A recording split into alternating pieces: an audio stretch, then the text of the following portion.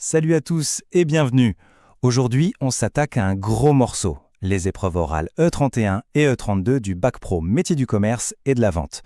L'objectif, il est simple, vous donner toutes les clés pour comprendre, bien vous préparer et cartonner le jour J. C'est parti. On va pas se mentir, cette question, beaucoup se la posent. Ces oraux, ça peut faire un peu peur. On s'imagine devant le jury avec le dossier à défendre, la pression est là, c'est réel et c'est tout à fait normal de la ressentir. Mais justement, et si on voyait les choses différemment? On va décomposer tout ça ensemble pour transformer ce stress en un vrai plan d'action. Parce que croyez-moi, une fois bien préparés, ces épreuves deviennent une super occasion de montrer ce que vous valez vraiment. Alors voilà notre feuille de route pour aujourd'hui. On va commencer par bien faire la différence entre le 31 et le 32. Ensuite, on verra comment monter un dossier en béton, puis comment se déroule l'oral, pas à pas, et enfin, on partagera les astuces pour vraiment convaincre le jury et comprendre pourquoi cet oral est si important. Allez, on se lance. Première étape hyper importante, savoir à quoi on a affaire. E31, E32, ça se ressemble, mais en fait, ça n'a pas grand-chose à voir dans le fond. Alors, c'est quoi la différence? On regarde ça tout de suite. Bon, tout est là, c'est super important de comprendre que chaque épreuve teste un bloc de compétences différents. Le 31, c'est vraiment le cœur du métier de vendeur. Le conseil, l'argumentation, la conclusion de la vente. On veut voir si vous savez vendre. Le 32, elle, se passe après la vente. On est dans le suivi, la fidélisation, comment on gère une commande, une réclamation, comment on s'assure que le client est content. Ce sont vraiment les deux grandes facettes de votre futur métier. Et cette différence, elle se voit aussi dans les coefficients. Regardez, l'LE31 a un coef de 3, alors que l'LE32 est à 2. Ça veut dire quoi? Tout simplement que la compétence de base, le conseiller et vendre, pèse un peu plus lourd dans la note finale. C'est bon à savoir pour organiser ses révisions. Ok, maintenant qu'on a clarifié ça, passons au nerf de la guerre. L'élément absolument central de votre préparation, le dossier professionnel. C'est simple, sans lui, il n'y a pas d'oral. C'est votre billet d'entrée. Alors là, il faut être hyper attentif. Le dossier, il doit obligatoirement contenir certains éléments. Pour les 3 été et pour le 32, il vous faut 3 exemples de situations pro, ce qu'on appelle les supports. On y reviendra. Et bien sûr, il faut les preuves de vos expériences, comme vos attestations de stage. Et attention, le règlement est super strict là-dessus. Si le dossier est incomplet, le diplôme ne peut pas être validé. Et si vous arrivez le jour J sans dossier, la note est sans appel, c'est 0. Mais alors, c'est quoi exactement ce fameux support professionnel? Eh bien, c'est tout simplement le récit d'une situation concrète, une situation que vous avez vraiment vécue. C'est une sorte de mini-étude de cas où c'est vous, le héros. L'idée, ce n'est pas de réciter de la théorie, mais de raconter ce que vous avez fait, vous, sur le terrain. Pour que ce soit plus clair, regardez ces exemples. Pour le 31, l'épreuve de vente, ça peut être le compte-rendu détaillé d'une vente que vous avez menée de A à Z.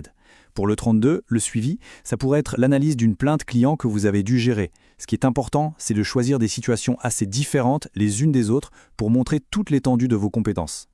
Bon, on imagine que le dossier est prêt, il est solide. Maintenant, on fait un bond dans le temps. On est le jour de l'épreuve. Concrètement, comment ça se passe? Démystifions un peu tout ça. Voilà la durée totale, 30 minutes. Ça passe très très vite. C'est un format court, dense et surtout très structuré. Il n'y a pas de place pour l'improvisation.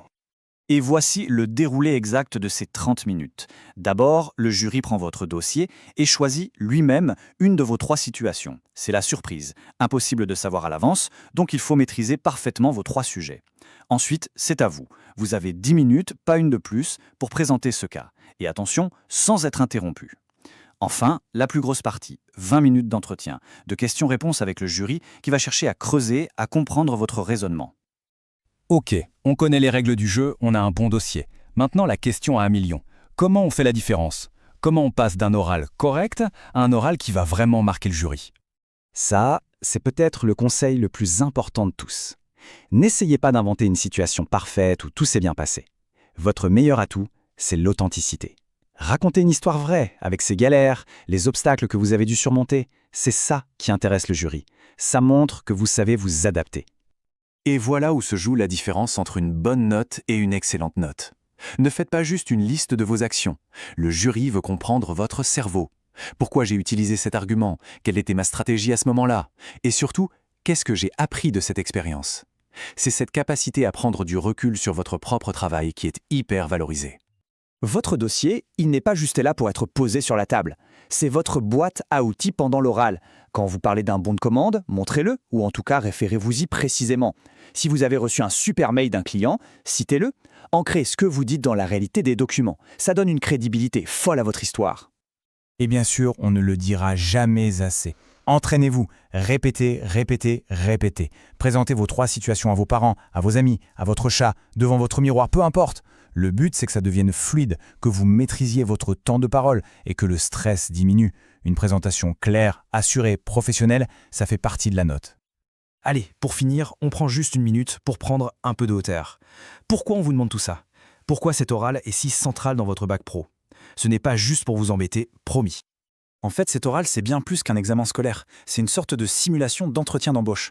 Vous prouvez que vous êtes prêt pour le monde du travail. Vous montrez que vous n'êtes pas juste quelqu'un qui exécute des tâches, mais un futur professionnel capable de réfléchir à ce qu'il fait pour s'améliorer. En gros, c'est la première fois que vous montrez votre valeur ajoutée. Et voilà, on arrive au bout. La question finale, ce n'est donc plus comment je vais survivre à cet oral, mais plutôt celle-ci, quelle histoire pro allez-vous choisir de raconter? Voyez-le non pas comme un examen, mais comme votre première chance de dire qui vous êtes en tant que futur pro de la vente. Alors bonne préparation et surtout, soyez fiers de vos expériences.